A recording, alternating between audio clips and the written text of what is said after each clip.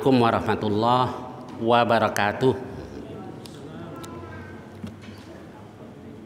Innal hamdalillah nahmaduhu wa nasta'inuhu wa nastaghfiruh wa na'udzu billahi min syururi anfusina wa min sayyiati a'malina. May yahdihillahu fala mudhillalah wa may yudlil fala hadiyalah. Asyhadu an la ilaha illallah wahdahu la syarikalah wa asyhadu anna Muhammadan abduhu wa rasuluh. Allahumma shalli wa sallim wa barik ala nabiyyina Muhammad wa ala alihi wa sahbihi ajma'in, amma ba'd. Baik, bab yang kelima dari Kitabul Imarah, yaitu babu fadilatil imamil adil. Bab tentang keutamaan pemimpin yang adil. Wa uqubatil jair, dan hukuman buat yang jair, yang zalim, yang tidak adil. Wal hathi 'ala rifqi birra'iyah, dan dorongan supaya bersikap lemah lembut terhadap rakyat. Wan nahyi an idkhalil masyaqqati 'alaihim, dan larangan memasukkan kesulitan, yakni menyulitkan mereka.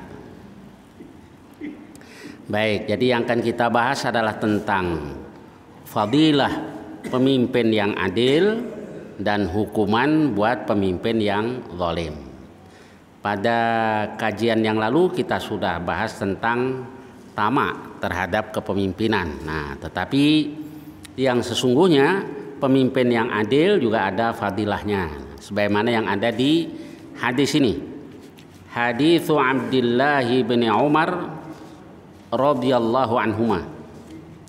Hadis yang diriwayatkan hadis yang berasal dari Ibnu Umar radhiyallahu anhuma, anna Rasulullah sallallahu alaihi wasallam qaal, bahwa Rasulullah sallallahu alaihi wasallam bersabda, kullukum ra', masing-masing dari kamu adalah ra'in.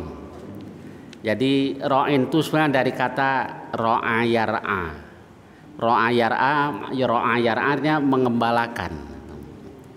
Nah, kemudian kenapa ya pemimpin dalam bahasa Arab menggunakan istilah ra'in itu, pengembala?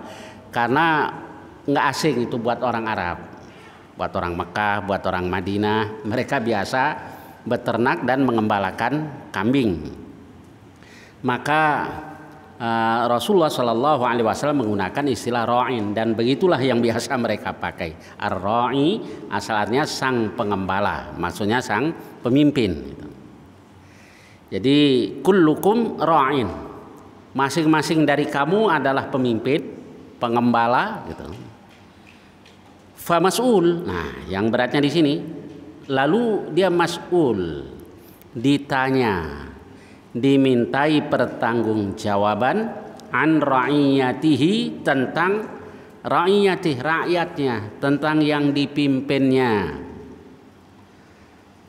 Fal amirul ladzi 'alan nas, maka amir, pemimpin untuk manusia, raja, presiden, kaisar, gubernur, dan seterusnya lah tuh. Maka ra'in, dia juga pemimpin. Wa huwa mas'ul anhum, dan dia akan ditanya tentang mereka, yakni akan dimintai pertanggungjawaban tentang rakyatnya. Saya nggak usah jadi inilah, nggak usah jadi bupati, nggak usah jadi gubernur, nggak usah jadi presiden, tetap saja kita juga pemimpin. Warrajulu ra'in, seorang lelaki adalah pemimpin ala ahli baitih, terhadap anggota keluarganya. Wa huwa mas'ul, dan dia akan ditanya, akan dimintai pertanggungjawaban anhum, tentang mereka. Dia suami, pemimpin, saya kan istri, dia yang tanggung dosanya semuanya. Enggak juga, istri juga pemimpin, kata Rasul. Wal mar'atu ra'iyatun, seorang istri juga pemimpin ala baiti ba'liha, di rumah suaminya. wa waladihi, dan terhadap anaknya. Wa hiya mas'ulatun anhum, dan dia juga akan ditanya, akan dimintai pertanggungjawaban tentang mereka. Sampai Nabi katakan wal abdu ra'in ala mali sayyidih. Seorang budak adalah pemimpin terhadap harta majikannya. Ini budak aja ra'in juga. Karyawan berarti begitu juga kan? Ya, terhadap apa yang diamanatkan oleh majikannya, oleh pimpinannya kepadanya. Kemudian wa huwa mas'ulan, dan dia akan ditanya, dimintai pertanggungjawaban tentang hal itu. Maka selanjutnya Nabi katakan, ala, ketahuilah, fakullukum ra'in wa kullukum mas'ul an ra'iyatih. Maka masing-masing dari kamu adalah pemimpin dan mas'ul, akan ditanya, akan dimintai pertanggungjawaban tentang kepemimpinannya. Kalau ingat ini sebetulnya nggak ini ya, nggak tamak lagi, bisa tidak melaksanakan kepemimpinan yang diamanahkan kepadanya atau tidak. Nah, nanti di hadis-hadis yang lain juga dijelaskanlah tentang fadilah pemimpin yang adil. Misalnya di hadis yang sering kita dengar, sering kita baca, itu yang hadis diriwayatkan oleh Muslim, sab'atun yudhilluhumullahu fi dhillih yauma la dhilla illa dhilluh. Ada 7 golongan yang dinaungi Allah di mahsyar nanti. Yauma la dhilla illa dhilluh. Pada hari tidak ada naungan kecuali naungan Allah. Salah satunya adalah imamun adil, pemimpin yang adil. Nah, ini fadilah pemimpin yang adil. Tapi kalau zalim, masya Allah ancamannya juga berat. Bahkan di hadis yang lain yang berasal dari Abdullah bin Amr bin As yang dikeluarkan oleh Muslim, Nabi SAW bersabda tentang pemimpin yang adil nih, innal muqsitina indallah. Sungguhnya orang-orang yang adil di sisi Allah, indallah, di sisi Allah, ala manabira min nur. Dia berada di atas mahligai yang terbuat dari nur. Siapa itu? Alladzina ya'diluna fi hukmihim wa ahlihim. Orang-orang yang adil dalam kepemimpinan, dalam keputusan mereka. Wa ahlihim, juga dalam keluarga. Keluarga, ya istri saya kan cuman satu. Ya mau satu kan ya harus adil. Nah, adil itu apa ya? Adil itu kalau secara bahasa wad'u syai'in fi mahallih. Meletakkan sesuatu pada tempatnya, nah itulah adil. Meletakkan sesuatu pada tempatnya, ini makna secara etimologis. Nah, zalim kebalikannya. Wad'u syai'in fi ghairi mahallih. Meletakkan sesuatu bukan pada tempatnya. Ini makna menurut bahasa. Baik, jadi kalau Rasulullah SAW memuji pemimpin yang adil, bahkan Rasul juga doakan. Nah, bahkan Rasul doakan pemimpin yang adil tadi. Di hadis yang lain Nabi katakan ahlul jannati thalathah. Penghuni sorga itu 3. Sultanun muwaffaq, pemimpin yang muwaffaq, yang diberi taufik, yakni yang menjalankan amanah yang diberikan kepadanya, memimpin rakyatnya sebaik mungkin dan seterusnya lah tuh. Ini yang bakal jadi ahli sorga, asal dilaksanakan sungguh-sungguh. Hakim juga begitu.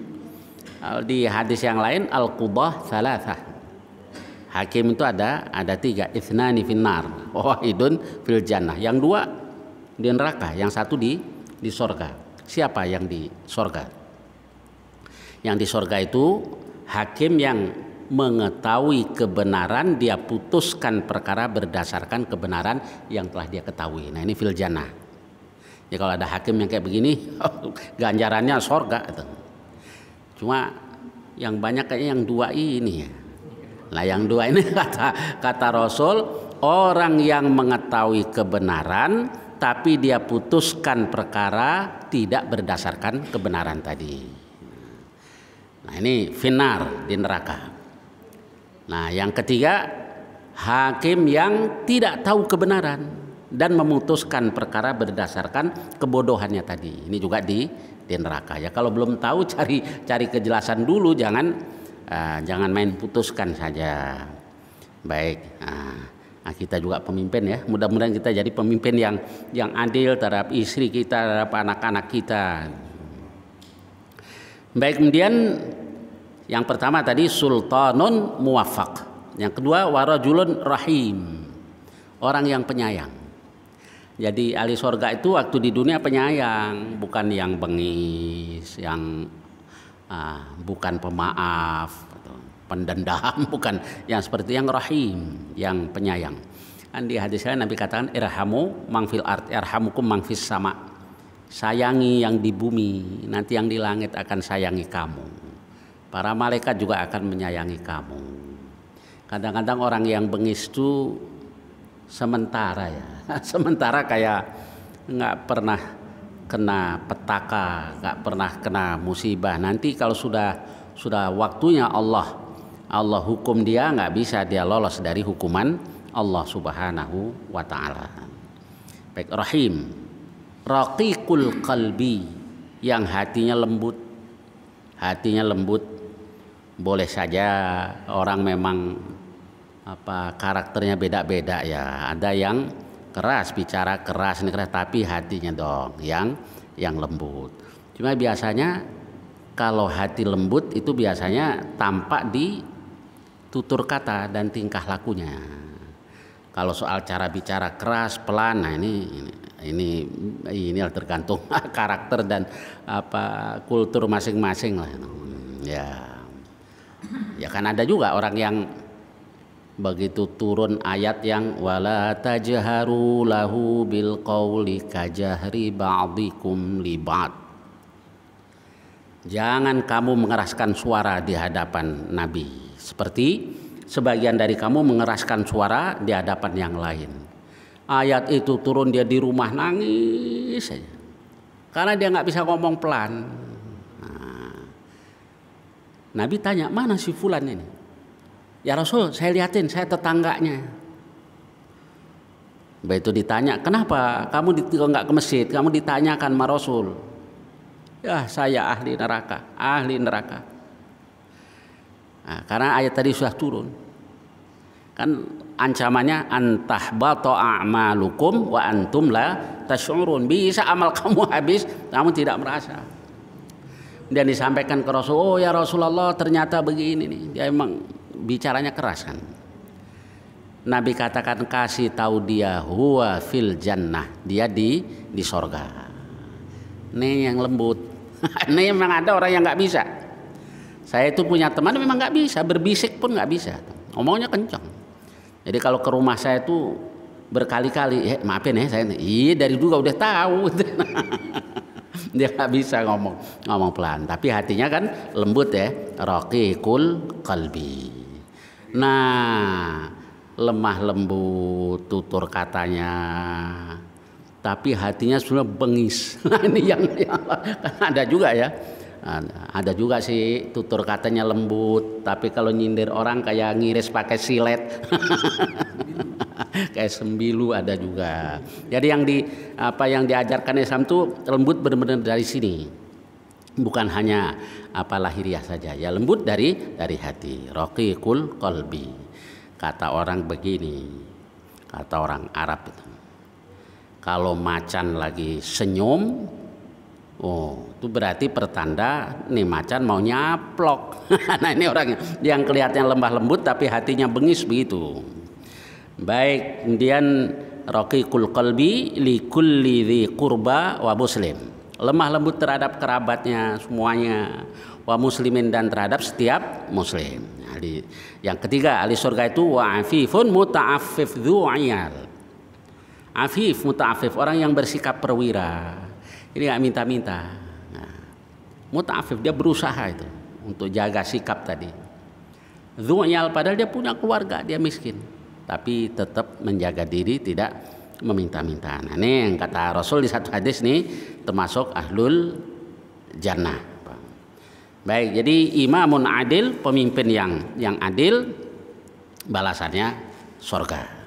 Bahkan di mahsyar saja sudah dinaungi oleh Allah, yauma la dhilla illa dhilluh.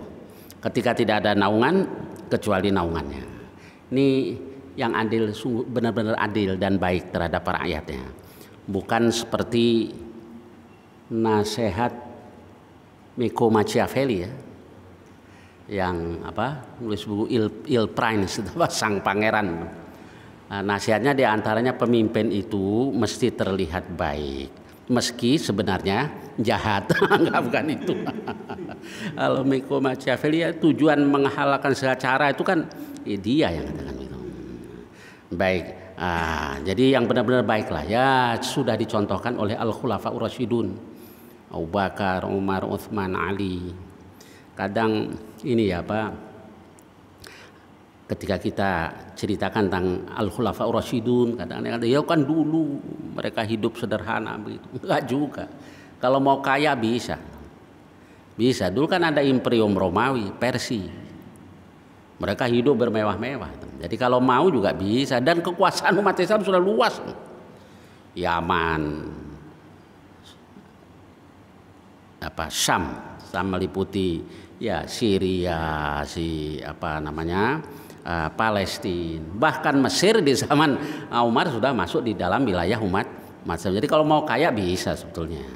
Ya memang mereka benar-benar rahim, penyayang terhadap rakyatnya. Baik, sekarang hadis berikutnya 1200. Nah ini tentang kebalikannya.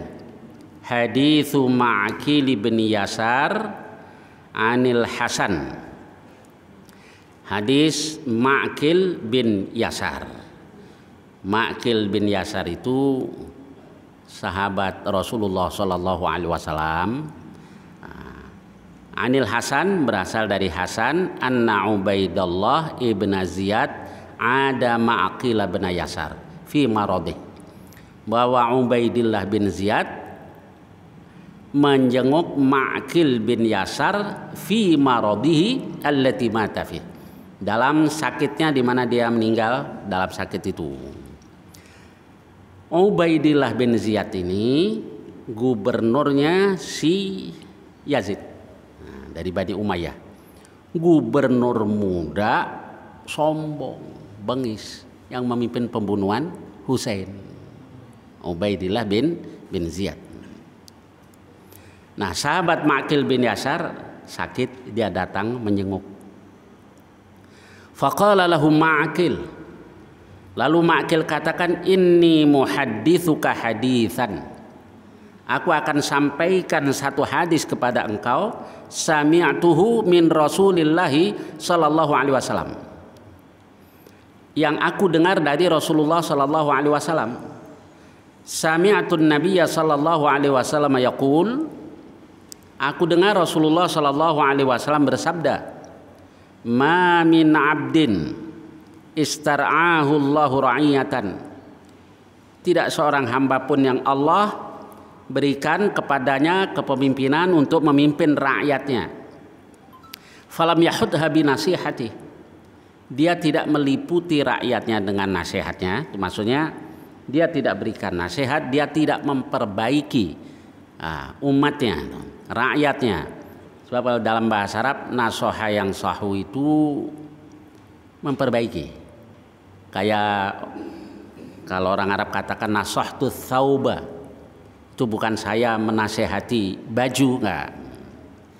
Jadi bedanya ini ya, dalam bahasa Indonesia atau nasihat itu penekanannya kan pada kata-kata gitu. Padahal nasihat tadi memperbaiki gitu. Nah, memperbaiki itu ya bisa dengan kata-kata. Sholat ya nak ya, jangan tinggalkan sholat kan, nasihat ya. Kalau kita penekanannya kan di omongan kita, itu nasihat tuh. Ya benar, dalam bahasa Arab juga begitu. Tapi sebenarnya berasal dari kata nasah yang sah. Kalau nasah tuh thauba, itu artinya saya memperbaiki. yang bolong ditambal, yang kancingnya copot dijahit lagi, pasang lagi, itu nasihat dalam bahasa Arab. Jadi kalau nasihat, ad-din an-nasihah, itu kan ada hadis lain ya, agama adalah nasihat, yakni agama itu yang memperbaiki. Makanya ada yang bertanya, liman, memperbaiki hubungan dengan siapa? Nah, itu makna nasihat. Nah, demikian juga di hadis ini, falam yahudha binasihatin, tidak menasihati, yakni tidak memperbaiki rakyatnya, illa lam yajid raihatal jannah, melainkan dia tidak mendapatkan aroma sorga. Nah, jangankan masuk tuh, mencium baunya pun tidak. Nah, di lafadz Muslim tuh ada beberapa lafadz, di antaranya ma min abdin yastarihillahu ra'iyatan yamut wa yauma yamut wa ghash illa harramallahu alaihil jannah. Tidak seorang hamba pun yang Allah kasih kepadanya kepemimpinan untuk memimpin rakyatnya, dia matinya dalam keadaan menipu rakyatnya, melainkan Allah haramkan sorga atasnya. Nah, ini disampaikan oleh Ma'qil bin Yasar kepada Ubaidillah bin Ziyad.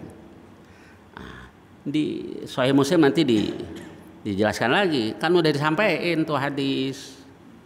Kata si Ubaidillah, dia katakan, laula anni fil maut, kalau saja saya nggak mau mati, saya nggak akan sampaikan.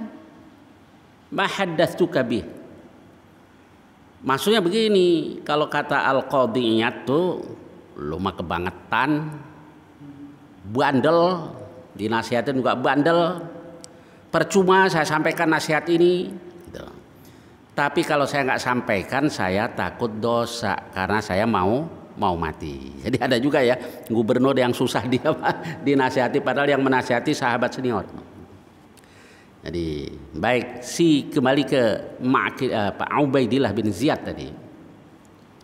Ubaidillah bin Ziyad itu pernah juga diingatkan oleh sahabat A'idh bin Amr. A'idh bin Amr juga sahabat yang ikut dalam Bai'atur Ridwan. Dia datang, dia katakan, ai bunayya, wahai anakku, sesungguhnya Rasulullah bersabda, inna syarra ri'a al-hutamah, sesungguhnya seburuk-buruk pemimpin adalah yang bengis. Kalau hutamah itu bengis. Fa iyyaka an takuna minhum, engkau jangan termasuk golongan mereka. Anak muda punya jabatan, diingatkan orang tua, sombong. Dia katakan, ijlis, duduk, innaka min nukhalati ashabi Muhammad, engkau ini kan ampasnya sahabat Muhammad. Itu maksudnya, iya saya ente sahabat, tapi sahabat yang paling rendah lah, insyaallah. Gimana ya? Nih, kurang ajar benar nih. Sahabat itu gak ada ampasnya. Kata Rasul, as-sahabatu kulluhum udul. Sahabat semuanya adil. Semuanya adil. Sudahlah, siapa serendah-rendah sahabat? Nggak ada segini-gininya kita dibanding dengan para sahabat radhiyallahu anhum. Makanya kadang-kadang kita kalau lagi lagi bengong-bengong tuh suka enaknya jadi sahabat. Bertemu Rasul, ada apa-apa nunggu wahyu dan seterusnya. Ada dulu tabi'i yang katakan begitu, marah sahabat. Enakan kamu, bapakmu muslim, ibumu muslimah, saudaramu muslim. Nah, sedang sahabat kalau nggak kuat-kuat nggak bisa menjadi sahabat Nabi. Nah iya, apalagi Abu Jahal, kaya, punya nama. Apalagi kota Abu Jahal ya, duitnya banyak. Baik, kemudian punya parlemen lagi, Darun Nadwah, tempatnya bergengsi, Masjidil Haram. Baik, kemudian sahabat-sahabat kaum muhajirin, istrinya nggak mau masuk Islam, ya sudah ditinggal hijrah. Anaknya nggak mau masuk Islam, tinggal, kan nggak mudah. hidup di Madinah di negeri hijrah, kalau nggak ada sanak famili hidup sebagai fuqara. Orang-orang fakir ditampung di serambi masjid Nabi. Maka mereka dikenal dengan sebutan Ahlus Suffah, penghuni serambi masjid Nabi.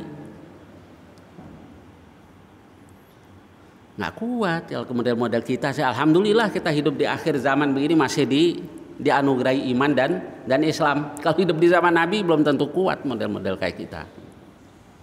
Yang lihat duit cepek-ceng aja matanya udah hijau, gimana mau bisa kayak sahabat.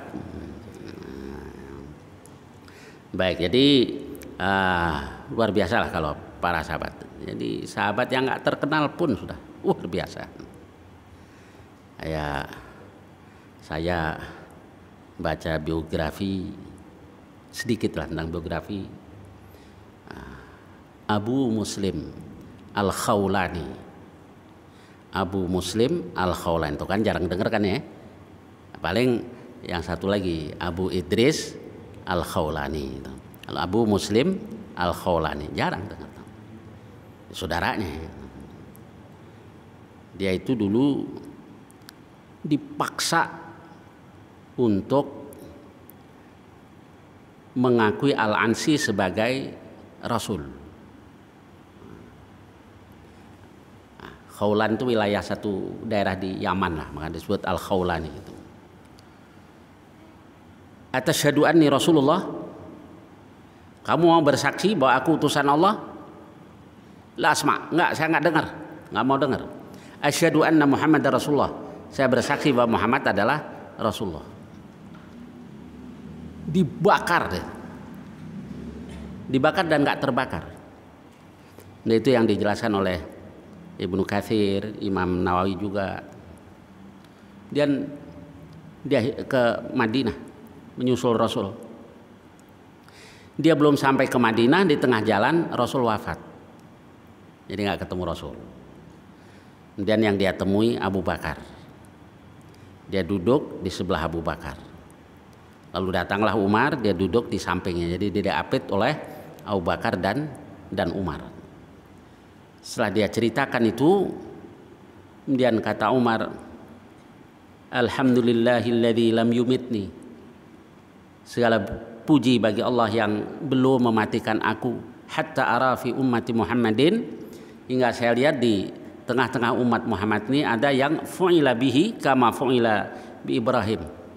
Diperlakukan terhadapnya sebagaimana apa yang diperlakukan terhadap Ibrahim. Jadi kalau khariqah lil adah seperti itu, hal-hal yang luar biasa, hal-hal yang yang biasa disebut karomah, kayaknya semua sahabat ada karomahnya. Tapi yang dicari bukan itu sih ya. Yang dicari ya ridho Allah, ampunan Allah. Yang begitu itu dengan sendirinya itu dapat. Kalau kita enggak ya, baca Quran, sholat malam, zikir, ngapain loh? Nih biar nggak mempan dibacok. jadi niatnya sudah lain. Kayak begitu pasti ditolong oleh Allah asal kita di jalan Allah. Kemudian dipegang kepalanya oleh Umar dan dicium keningnya sebagai penghormatan untuknya. Nah ini sahabat yang belakangan lah ya sampai yang jarang kita dengar lah, itu pun seperti itu. Bisa kita ngalahin sahabat tabi'i, jauh lah kita dibanding dengan mereka. Maka si Ubaidillah bin Ziyad tadi kebangetan, dinasihati oleh A'id bin Amr, dia bilang innaka min nukhalati ashabi Muhammad. Tapi berani si A'id bin Amr, bukan lantas lemah tidak. Dia bilang wahal lahum min nukhalah. Emang sahabat ada ampasnya apa? Innaman nukhalatu fi ghairihim. Ampas itu adanya pada selain sahabat. Wa fi man ba'dahum, dan adanya pada generasi sesudah mereka. Itu kalau bahasa kasarnya generasi ente itu yang ada ampasnya. Insyaallah begitu ya. Baik, kita kembali ke bab yang kita pelajari tentang pemimpin yang tidak adil. Dari ancamannya diantaranya seperti itu, yang tidak mengemban amanah dengan baik, diantaranya tidak mencium aroma sorga. Lalu Nabi pernah doakan kalau pemimpin itu baik, didoain Allahumma man waliya min ummati, Allahumma man waliya min amri ummati syai'an fasyaqqa alaihim fashquq alaih. Ya Allah, barang siapa mengurus urusan umatku ini lalu dia memberatkan mereka, beratkan untuk mereka. Tapi waman waliya min ummati syai'an farafaqa bihim, barang siapa mengurus urusan umatku lalu dia berlemah lembut terhadap mereka, farfuq bih, maka lemah lembutlah, sayangilah dia. Nah, ini doa Rasul. Di hadis yang lain Nabi katakan pemimpin yang ideal itu khiyaru a'immatikum, sebaik-baik pemimpin kamu, imam-imam kamu adalah alladzina tuhibbunahum wa yuhibbunakum, yang kamu cinta mereka, mereka juga cinta kamu. Nah, yang terbaik udah begini. Jadi rakyat mencintai pemimpinnya, pemimpinnya juga mencintai rakyatnya, ini yang terbaik. Wa tusalluna alaihi wa tusalluna alaihim wa yusalluna alaikum. Kamu doakan mereka, mereka doakan kamu. Kapan ya punya pemimpin yang begini ya? Rakyat mencintai pemimpin, pemimpin mencintai rakyat dan mendoakan. Doakan, ya Allah. Kita doanya kurang kenceng kali ya. Doanya apa usahanya kali ya? Kalau usaha doanya sungguh-sungguh, di antara doa Rasul ada doa yang panjang tuh. Di akhir doanya Nabi katakan wala tusallit alaina man la yarhamuna, ya Allah, jangan kau kuasakan terhadap kami orang yang tidak menyayangi kami. Baik, jadi kemudian seburuk-buruk pemimpin kamu, wa syiraru a'immatikum, sebaik-baik pemimpin kamu adalah alladzina tubghidunahum wa yubghidunakum, yang kamu benci mereka, mereka membenci kamu. Wa tal'anunahum wa yal'anunakum, kamu laknat mereka, mereka melaknat kamu. Nah, udah kalau pemimpin bermusuhan dengan rakyat, ini seburuk-buruk pemimpin. Baik, dan masih banyak lagi lah ancaman buat pemimpin yang tidak adil dan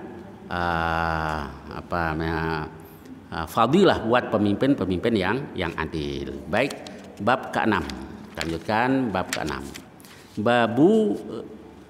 Bab tentang beratnya tahrimil ghulul. Pengharaman ghulul. Ghulul itu nilep. Kalau dulu kan ghodimah ya, rampasan perang ditilep.